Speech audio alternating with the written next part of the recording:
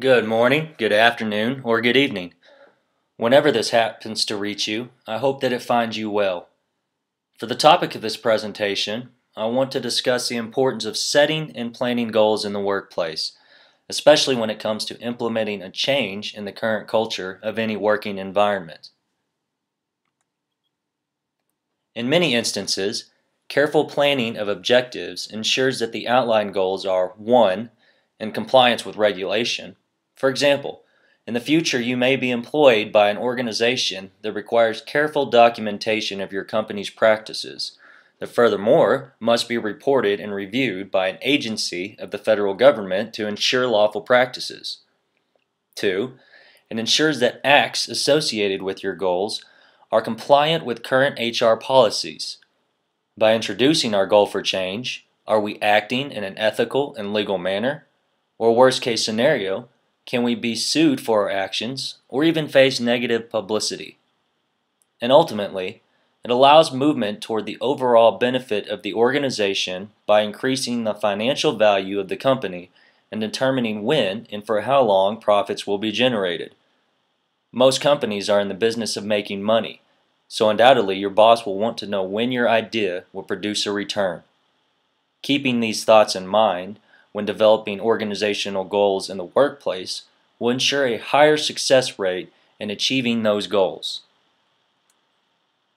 Now allow me to share my observations on a more recent and personal experience on how my coworkers and I discovered the importance of setting goals when trying to change the culture and procedures of our workplace. About 2 years ago, I was appointed to a committee that still today is composed of both exempt and non-exempt employees. Our main priority today is to support management in the promotion of changing policies and procedures towards a safer and more efficient work culture.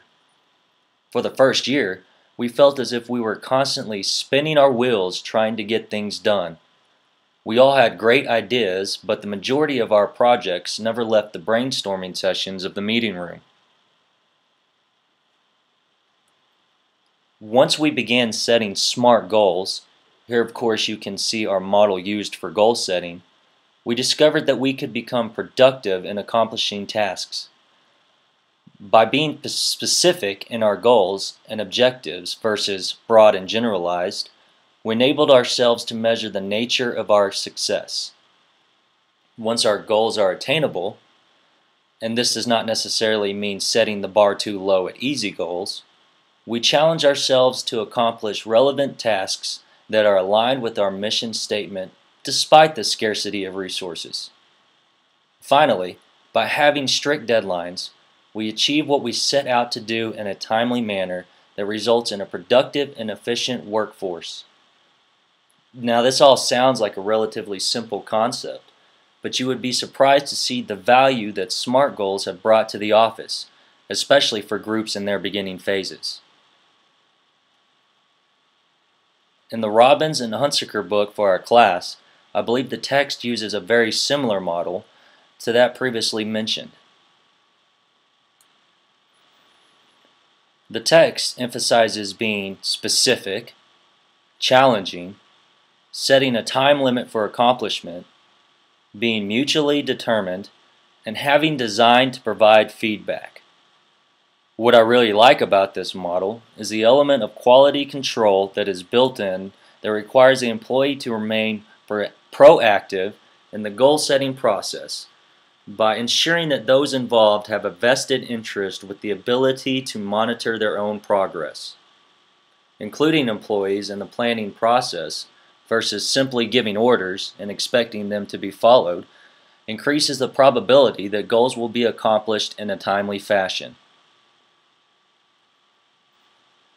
I read an interesting article from the Wall Street Journal that further supports the importance of setting goals in the workplace. The article incorporates a lot of the same tips as the previous two models, while also providing information for how managers can become effective leaders.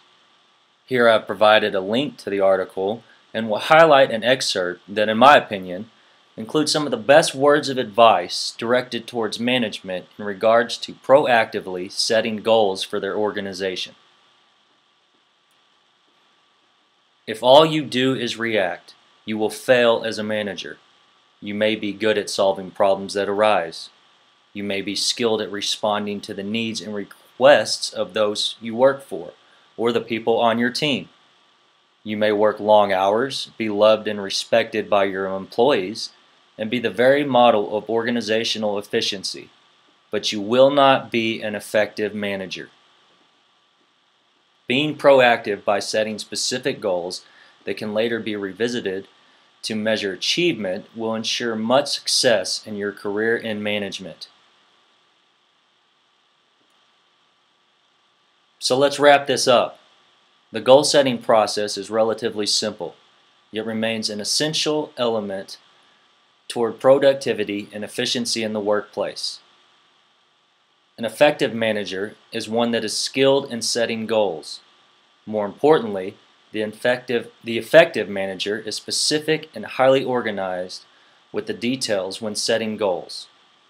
Attempts to create self-sufficient employees that are capable of monitoring their own goals and achievements, all while remaining proactive and setting achievable yet challenging goals. With the right initiative and planning, goals will ultimately fall in line with the mission of the organization. This concludes my presentation on the importance of setting goals in the workplace. Thank you for your time.